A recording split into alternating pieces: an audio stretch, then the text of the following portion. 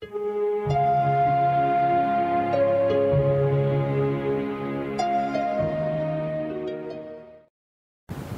back to school. Graduations were always held in the town church, usually the congregational church. The graduates from the different schools in town assembled there to practice and finally receive their diplomas. At teachers' meetings prior to June, the teachers discussed and settled the theme for graduation exercises. The entire program, music included, was more or less settled then. Each teacher returned to her school and practiced the songs and so forth with the children. When graduation day came, we children, chosen from our school of course, helped to decorate the stage and prepare ourselves for the program. The girl graduates usually wore white dresses and the boys suits, not necessarily one color. I remember my graduation from grammar school.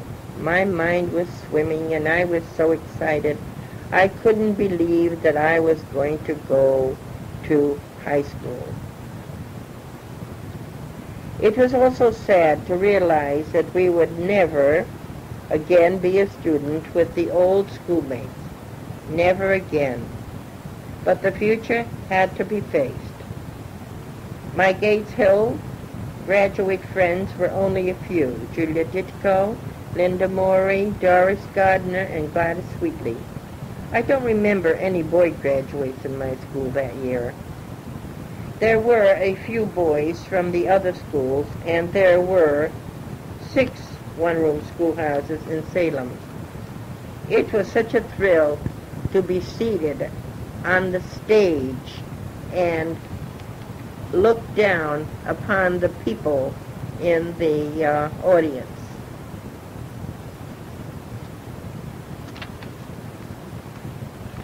The center of the town was jammed with horse and buggies and a few cars. We had a Ford touring car, but most of the families had no cars. But the parents were so proud of their children that they brought the younger ones to watch.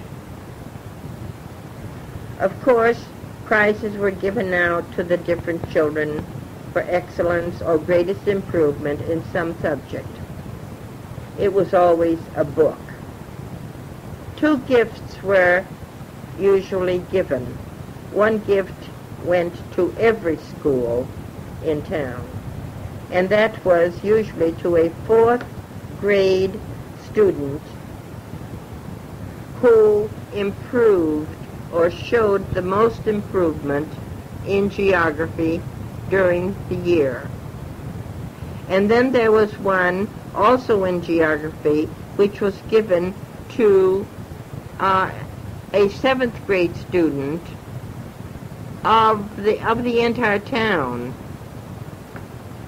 The 7th graders had to do something that had to be judged by a committee. Now,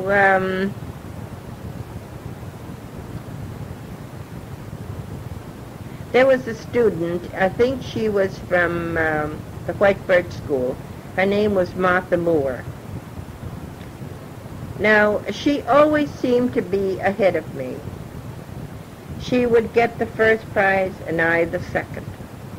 In spelling bees in town, in elocution of a poem, she would always beat me. She first and me second. I must say she was very good. So was I, and the judges were fair. I'll never forget the word that I missed on in the spelling bee in town. You see, all these things were held in the center of the town.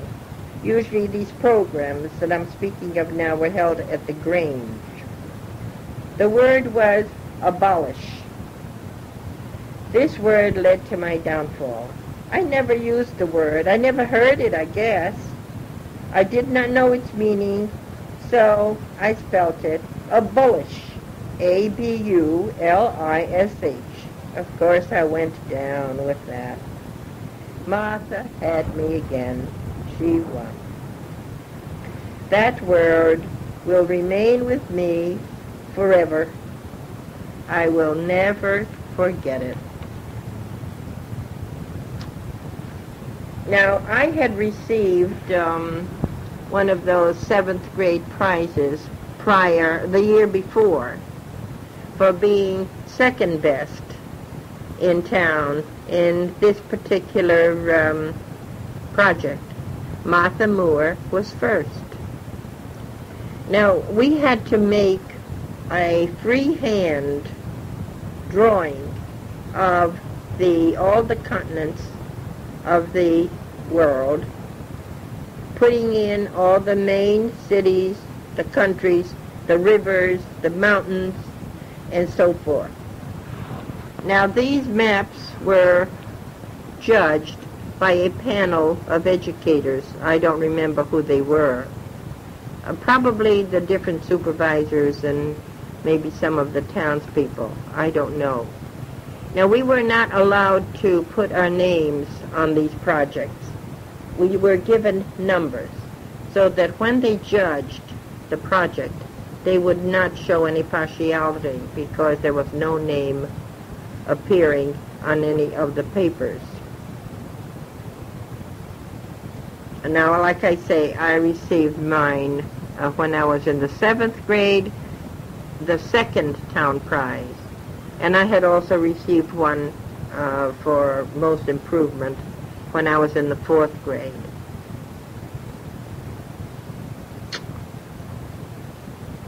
As I've said before, we also got books.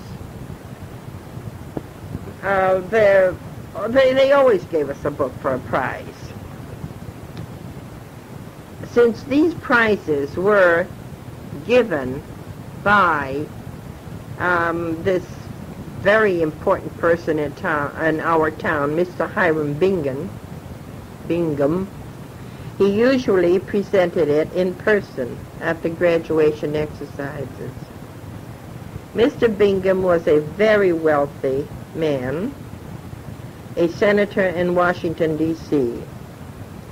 He was very interested in nature and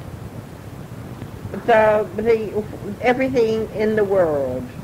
South America, I think he did some mining and research work, and he did do quite a bit of study and exploration of different parts of the world.